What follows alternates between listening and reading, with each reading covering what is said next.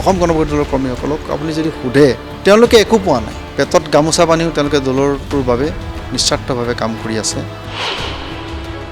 যি কাৰণে তেওঁলোকে দলটোৰ হৈ কাম বন কৰি আছে সেইখিনি পূৰণ কৰাৰ ক্ষেত্ৰত যেন মই নোৱাৰিম। তেওঁলোকৰ আশা আকাংক্ষাবিলাক যেন তেওঁলোকৰ আৱেগ অনুভূতিবিলাকক যেন শ্ৰদ্ধা জনাব মই নোৱাৰিম, তেনেকুৱা এটা মোৰ ভাৱ হ'ল। আৰু সেয়ে মই দলৰ পৰা খেৰতেত্ব কৰিছোঁ। নাওবৈচা সমষ্টিটোত কি কৰিছে, এজন বিজেপি প্ৰাৰ্থীকে মোৰ বিপক্ষে থিয় কৰাই দিছে। তেখেতক কিয় ক'ব নোৱাৰিলে যে আপুনি বহক বুলি? বিজেপি কৰ্মীসকলে তেওঁক থিয় কৰাই দিছে মুৰুগেষ্টত। তাৰ ফলত কি হ'ল, ভোট বিভাজন হ'ল, কংগ্ৰেছৰ প্ৰাৰ্থীজন জয়যুক্ত। অৰ্থাৎ মোকতো বলিৰ পঠা সজালে, মোক উঠাই দিছে উঠ বুলি, মানে মোক মানে গছলৈ উঠাই গুৰি কাটি দিছে নাই। নিৰ্বাচন আহিলে ৰাজনৈতিক দলৰ যিসকল নেতা কৰ্মী থাকে তেওঁলোকৰ দল ত্যাগৰ কথাবোৰ খুব স্বাভাৱিক কথা।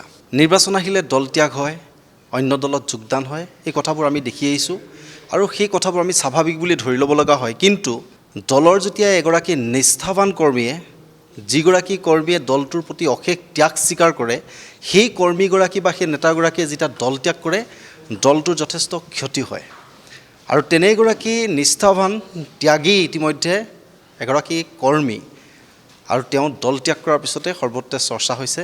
আৰু সেইগৰাকী ব্যক্তি যিগৰাকী জাতীয়তাবাদী ভাৱধাৰা চিন্তা আদৰ্শৰে তেওঁ দলটোৰ প্ৰতি অশেষ ত্যাগ স্বীকাৰ কৰি আহিছিল, দলটোৰ হৈ কাম কৰি আহিছিল, সেইগৰাকী ব্যক্তি হৈছে জয়ন্ত ডাঙৰীয়া। আৰু তেওঁ অসম গণ পৰিষদ ত্যাগ কৰিছে আৰু ত্যাগ কৰি তেওঁ নতুন ৰাজনৈতিক যাত্ৰা অৰ্থাৎ কংগ্ৰেছত যোগদান কৰি তেওঁ নতুন ৰাজনৈতিক যাত্ৰা ইতিমধ্যে পথ বিচাৰি লৈছে। কিন্তু এই যাত্ৰা কিয় কৰিছে, তেওঁ এই পদত্যাগ কিয় কৰি তেওঁ নতুন ৰাজনৈতিক যাত্ৰা কৰিব লগা হ'ল, এই বিষয়বোৰ পাতিম। কিয়নো সমাগত ২৬ৰ নিৰ্বাচনৰ বহু কথা ইতিমধ্যে আলোচনা বিলোচনা চলি আছিলে। বিজেপি মিত্ৰজোঁটত থকা এটা দল, শাসকীয় পক্ষৰ এটা দলৰ লগত মিত্ৰতা আছে অসম গণ পৰিষদ, তেনেস্থলত সেই দলটোৰ পৰা ত্যাগ কৰি ওলাই আহিবলগীয়া হৈছে, পদত্যাগ কৰিছে, ওলাই আহিছে। এই কথাবোৰ আমি কিছু পাতিম। প্ৰথমতে তেওঁক মই আপোনাক ৰাজনৈতিক যিটো নতুন যাত্ৰা তাৰ বাবে আপোনাক প্ৰথমে মই শুভেচ্ছা জ্ঞাপন কৰিছোঁ। ধন্যবাদ।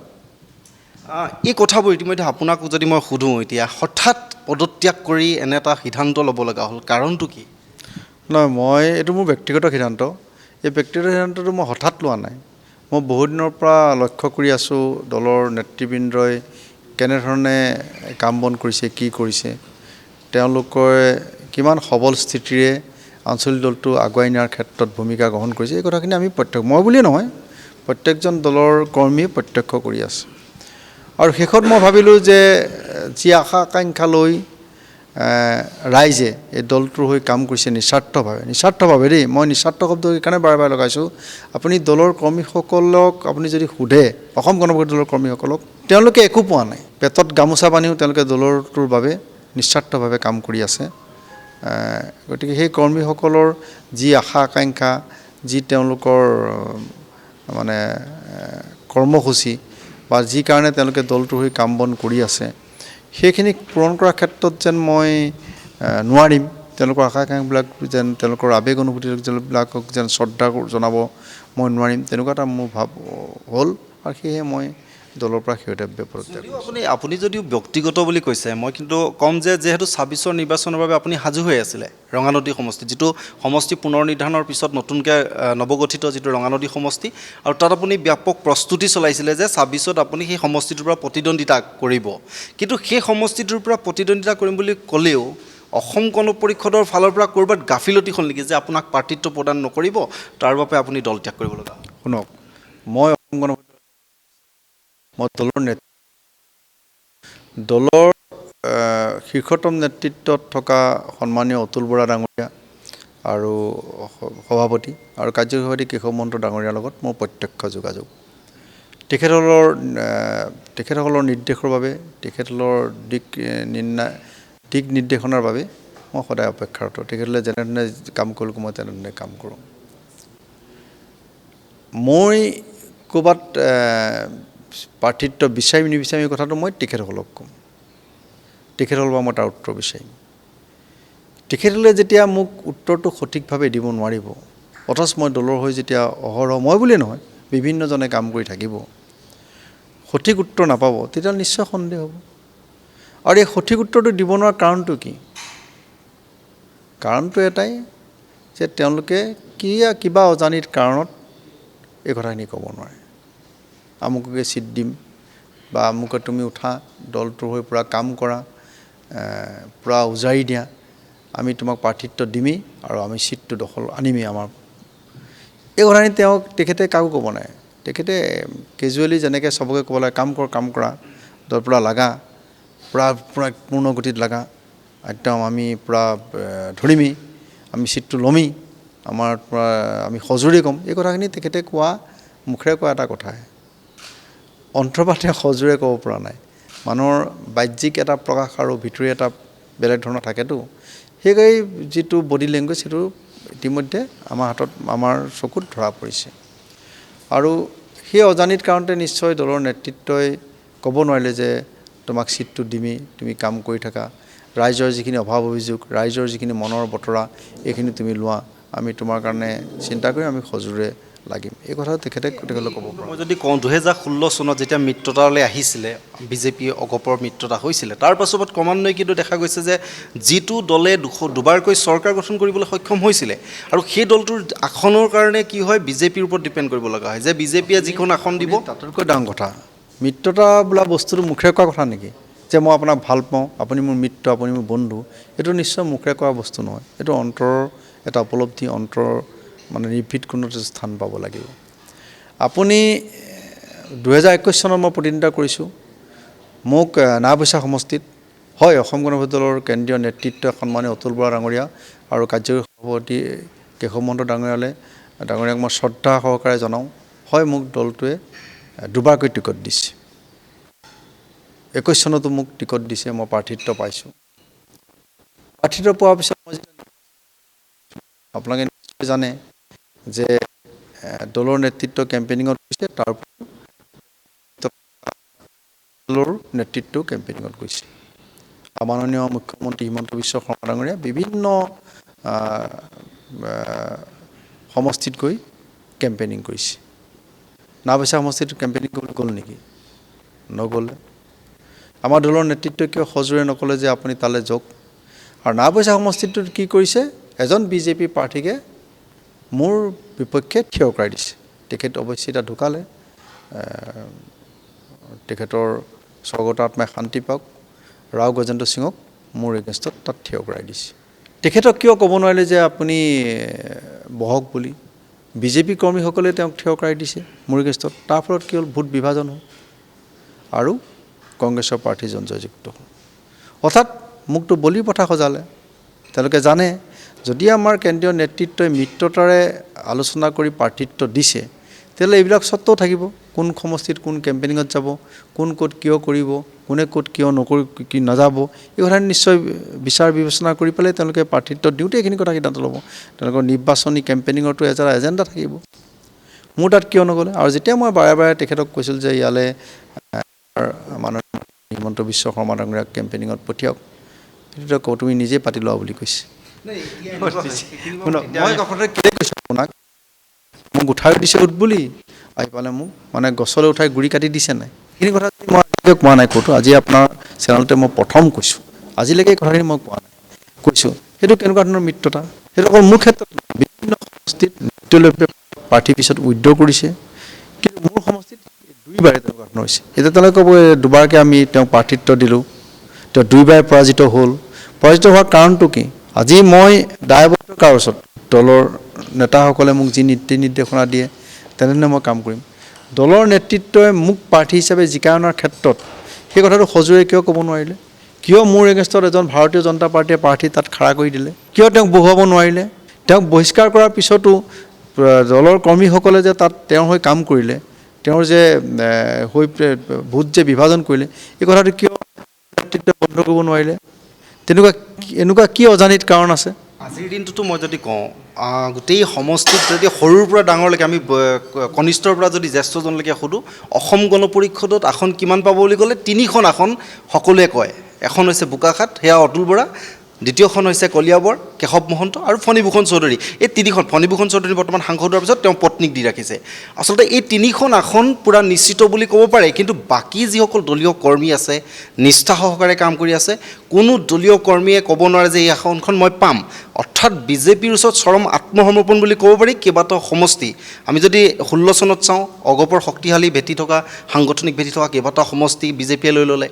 21ত যদি চাওঁ, মই লখিমপুৰ সমষ্টি লৈ লৈছে, য'ত তাতে উৎপল দত্ত তেওঁ বিধায়ক আছিলে। ঠিক তেনেদৰে কেইবাটাও সমষ্টি অৰ্থাৎ বিজেপিয়ে লৈ ল'লে। আৰু এইবাৰো দেখা গৈছে, কেইবাটাও চৰ্চাত আছে, দেৰগাঁও সমষ্টি ইতিমধ্যে মুখ্যমন্ত্ৰীয়ে প্ৰাৰ্থী কোন হ'ব তাৰ পৰ্যন্ত ইতিমধ্যে কৈ দিয়াৰ দৰে হৈ গৈছে। অৰ্থাৎ এতিয়াও আত্মসমৰ্পণ কৰিছে নেকি, যে বিজেপিৰ ওচৰত সম্পূৰ্ণ আত্মসমৰ্পণ কৰিছে নেকি তিনিখন আসন সুৰক্ষিত কৰি? মই ভাবোঁ যে অসম গণ পৰিষদটোৰ কেন্দ্ৰীয় নেতৃত্বই সজোৰে এতিয়ালৈকে যিটো আঞ্চলিক বৈশিষ্ট্য অক্ষুণ্ণ ৰখাৰ ক্ষেত্ৰত সজোৰে কোনো কথা ব্যক্ত কৰিব পৰা নাই। আৰু নিজৰ শক্তি সামৰ্থ্য যেন ক'ৰবাত লোপ পাইছে। মই কৈছোঁ অজানিত কাৰণ, কিবা অজানিত কাৰণ আছে চাগে, যাৰ বাবে তেখেতসকলে বেলেগৰ নিৰ্দেশত এতিয়া কামবিলাক কৰিবলগীয়া হৈছে।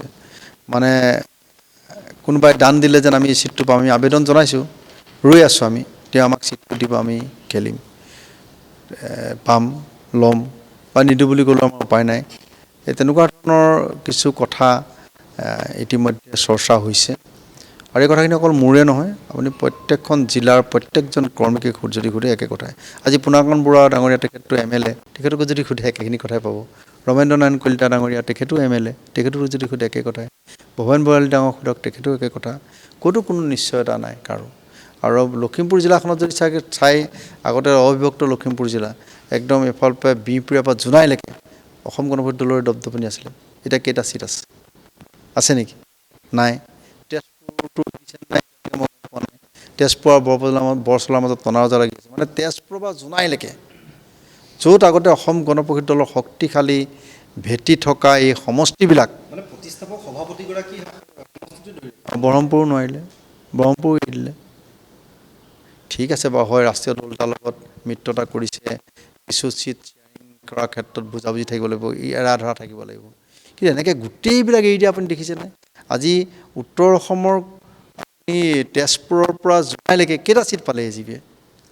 নিশেষ হৈ গ'ল নাই? AGP-টো নিশেষ হ'ল। ঠিক আছে, তেজপুৰ বা বৰচলাৰ ভিতৰত কোনোবা এটা দিব। বাকীকেইটা সমষ্টিৰ কৰ্মীসকলে কি আশা বুকুত বান্ধি লৈ পেলাই দলটোৰ হৈ কাম কৰি থাকিব? কিভাৱে কাম কৰি থাকিব? প্ৰত্যেকৰো কিবা এটা থাকে, আশা আকাংক্ষা থাকে যে আমাৰ দলৰ চৰকাৰ হ'ব, আমাৰ দলৰ MLA জিকিব, আমি এইখিনি কাম কৰিম, আমাৰ আশা আকাংক্ষাবিলাক তেখেতে পূৰণ কৰিব। তেনেকৈতো সকলোৱে কাম কৰি থাকে। আপুনি তেজপুৰ বা জোনাইলৈকে চাওক, মই বেলেগখিনি কথা নকওঁৱেই। কোনটো সমষ্টি অসম গণ পৰিষদ দলৰ দখলত আছে তেজপুৰৰ বাদে? এৰি দিলে। এতিয়া কোনোবাই যদি কয় নাই এইটো নিদিলে, নাই, মনে মনে আছে। কিয় ক'ব নোৱাৰে যে এইকেইটা চিট আমাক লাগিবই? ক'ব কিয় নোৱাৰে? যিখন চিন্তন বৈঠক আছিলে, তেওঁলোকে কৈছিলে যে এবাৰ শিপাৰ সন্ধানত যাব। কেনেকুৱা ধৰণৰ শিপাটো আছেই, প্ৰত্যেকটো সমষ্টিতে অসম গণ পৰিষদ দলৰ শিপা আছে। কাৰণ অসম গণ পৰিষদ দলটো গঠন হৈছে অসমীয়া জাতিৰ আৱেগ অনুভূতিৰ এটা দল। অসমীয়া ৰাইজৰ আৱেগ তাত জড়িত হৈ আছে। আৰু অসমীয়া ৰাইজে অসম গণ পৰিষদ দলটো শক্তিশালী হোৱাটো বিচাৰে, কাৰণ জাতীয় আৱেগ অনুভূতি। দুবাৰকৈ চৰকাৰ গঠন কৰিছে, যদিও উত্থান পতন হৈছে, যদিও দলৰ নেতৃবৃন্দৰ কিছু কামৰ কাৰণে দলটোক ৰাইজে মাজে মাজে প্ৰত্যাখ্যান কৰিছে, সকলোৰে কিন্তু আৱেগ অনুভূতি আছে। আৰু আজি অসম গণ পৰিষদ দলৰ মেক্সিমাম কৰ্মীয়ে ভাৰতীয় জনতা পাৰ্টীৰ অংশীদাৰ, অৰ্থাৎ মিত্ৰ দলৰ ভাৰতীয় জনতা পাৰ্টীত আছে। মোৰ কথা হ'ল যে আমি এটা আঞ্চলিক দল কৰিছোঁ কিহৰ বাবে? যে আঞ্চলিক দলটোৰ আঞ্চলিক যিখিনি চৰিত্ৰ সেইখিনি অক্ষুণ্ণ ৰাখি দলটোৰ হৈ ইয়াত বসবাস কৰা সকলো জাতি, সকলো জনগোষ্ঠীৰ সামগ্ৰিক বিকাশৰ বাবে যেন কাম কৰিব পাৰে, তাৰ এটা পথ যেন উলিয়াই, তাৰ বাবে আমি আঞ্চলিক দলটো কৰি আছোঁ। আপুনি যিহেতু ৰঙানদী সমষ্টিৰ লগত জড়িত হৈ আছিলে, এইবাৰো ভাবি আছিলে যে 26ত নিৰ্বাচন খেলিব। বৰ্তমান এটা ৰাষ্ট্ৰীয় দললৈ আহিছে আৰু দেখা গৈছে যে এইবাৰ গৌৰৱ গগৈ আসন বৃদ্ধিৰ এটা দৌৰত আছে, য'ত আসন বৃদ্ধি কৰিব পাৰে, তাৰ বাবে শক্তিশালী একোগৰাকী প্ৰাৰ্থী তেওঁলোকে প্ৰক্ষেপ কৰিব। এতিয়া মই যদি কওঁ জয়ন্ত খাউণ্ড এইকাৰণে সমষ্টিটোত হয়তো শক্তিশালী হ'ব, কাৰণ তেওঁৰ লগত অগপ কৰ্মীসকলো আছে। আৰু যদি মিত্ৰতাৰ যি ধৰণৰ কংগ্ৰেছৰ যিসকল কৰ্মী আছিলে, সেই কংগ্ৰেছৰ কৰ্মীসকলো কংগ্ৰেছ দলতে ভোটদান কৰিব। তেনেস্থলত যদি কংগ্ৰেছৰ ফালৰ পৰা আপোনাক প্ৰক্ষেপ কৰে, আপুনি কেনেধৰণে সমষ্টিটোৰ হৈ কাম কৰিব? সেই কথাটো মই আজি ক'ব নোৱাৰিম দলৰ প্ৰাৰ্থিত্ব দিয়ে নিদিয়ে। যিটো এই সমষ্টিটো যিটো নৱগঠিত সমষ্টি, এটা পাৰ্ট যদি আমি কওঁ নাওবৈচাৰ পৰা সোমাইছে আৰু আন এটা পাৰ্ট ইতিমধ্যে লখিমপুৰ সমষ্টিটোৰ পৰা সোমাইছে। যদি গোটেই সমষ্টিটোৰ এতিয়া সমীকৰণ দেখা যায় সংখ্যালঘু প্ৰায় মাইনৰিটি ভোটো 40% মান হ'ব, তেনেহ'লে ইতিমধ্যে 60% ভোটক লৈ ইতিমধ্যে বিজেপি ৰণকৌশলত নামিব। কিন্তু সমষ্টিটোত যদি আমি কওঁ উন্নয়নৰ ক্ষেত্ৰত যথেষ্ট দুৰ্বল। উন্নয়ন কি হৈছে? বেনিফিচিয়াৰী স্কিম দিছে আৰু যুৱক যুৱতীসকলক মহিলাসকলক কিছু ধন দিছে, মানে আত্মনিৰ্ভৰশীল কৰিবৰ বাবে। সেই ধনৰাশিয়ে বা সেই বেনিফিচিয়াৰী স্কিমেৰে যুৱক যুৱতীসকলে হওক বা মহিলাসকলে হওক সংস্থাপিত কৰিব পাৰিব নেকি? সংস্থাপনৰ বাবে কিছু আঁচনি দীৰ্ঘম্যাদী বা হ্ৰস্বম্যাদী কিছু আঁচনি কিয় লোৱা নাই? কিয় সুপৰিকল্পিত আঁচনি লোৱা নাই? ধন আৰু বেনিফিচিয়াৰী স্কিমে যে মানুহৰ হৃদয় জয় কৰা নাই, এই কথাত ইতিমধ্যে প্ৰমাণ আগতে হৈ গৈছে, পাই গৈছে। মিত্ৰদলৰ চৰকাৰখনে আগতে পোৱা নাই জানো? যোৱাটো লোকসভা নিৰ্বাচনত যদি ধন আৰু বেনিফিচিয়াৰী স্কিমে যদি মানুহৰ হৃদয় জয় কৰিব পাৰিলেহেঁতেন, তেতিয়াহ'লে নিশ্চয় তাত গৌৰৱ গগৈ ডাঙৰীয়া নিজিকিলেহেঁতেন। পাৰিলে জানো? ৰাইজ মূৰ্খ নহয়, ৰাইজ সজাগ আৰু সচেতন। ৰাইজে গম পায় কিবা চৰকাৰী আঁচনি দিছে, ধন টকা পইচা দিছে, তাৰ দ্বাৰা ৰাইজক প্ৰলোভিত কৰিব নোৱাৰিব। আৰু সেইবিলাক চৰকাৰে কেলৈ দিছে, ক'ৰ পৰা দিছে, কি কথা, এই কথাটো ৰাইজে জানে। কিয় দিছে সেইটোও জানে। ৰাইজে সুবিধাখিনি ল'ব। মই নকওঁ যে টকা 10,000 আপুনিও টকা 10,000 দিলে ল'ব, নল'ব নেকি? ল'ব নলয়? টকা 25,000 যদি আপোনাক দিয়ে আপুনি ল'ব। সেইটো আপোনাৰ পাৰ্মানেণ্ট চলিউশ্যন নেকি? সেইটোতে আপুনি সংস্থাপিত হ'ব পাৰিব নেকি? নিশ্চয় নোৱাৰে। এতিয়া আপুনি কি বিচাৰিব? আপুনি পাৰ্মানেণ্ট এটা ছেটেলমেণ্ট বিচাৰিব। আপুনি কেনেধৰণে আত্মসন্মান আত্মমৰ্যাদাৰে জীয়াই থাকিব পাৰে তাৰ পৰিকল্পনা কৰিব। কেনেধৰণে আপুনি আত্মনিৰ্ভৰশীল হৈ নিজৰ লগতে ঘৰখনক পৰিচালনা কৰিব পাৰে, দেশৰ অৰ্থনীতিলৈ, জাতিৰ অৰ্থনীতিলৈ পুঁজি আপুনি অৰিহণা আগবঢ়াব পাৰে, তাৰ পৰিকল্পনাৰে আপুনি থাকিব। গতিকে 25,000 টকা, 50,000 টকা, 1,00,000 টকা, কিবা নিযুত আঁচনি, এইবিলাক আঁচনিৰ দ্বাৰা মানে ক্ষণিকভাৱে উপকৃত হ'ব, সেইটো ন' ডাউট হ'ব। কিন্তু তাৰ দ্বাৰা আপোনাৰ পাৰ্মানেণ্ট চলিউশ্যন হ'ব জানো? নিশ্চয় নহয়। গতিকে মানুহে সেইকাৰণে সেইখিনি কথা হৃদয়ংগম কৰিছে, সকলোৱে হৃদয়ংগম কৰিছে। গতিকে সেইকাৰণে মানুহে পৰিৱৰ্তন বিচাৰিছে। মানে এই মুহূৰ্তত আৰু এটা কথা খুব চৰ্চাৰ বিষয় থাকে, যিহেতু নিৰ্বাচন আহিলে মিয়া মুছলমান প্ৰসংগখিনি মুখ্যমন্ত্ৰীৰ মুখত সততে শুনা যায় আৰু তেওঁ AIDF-ক সমালোচনা কৰিছে। কিন্তু সেই অসম গণ পৰিষদৰ এগৰাকী ইতিমধ্যে অসম গণ পৰিষদত যোগদান কৰিছে AIDF-ৰ এগৰাকী বিধায়ক। এই কথাটো কি ক'ব? এফালে যদি আমি কওঁ যোগদান কৰোঁতে তেওঁৰ মুখৰ পৰা কি ব্যক্ত হৈছে যে মই মাননীয় মুখ্যমন্ত্ৰী মহোদয়ৰ পৰামৰ্শ মতে অসম গণ পৰিষদ দলত যোগদান কৰিছোঁ? কৈছেনে? কৈছে নাই? কৈছে।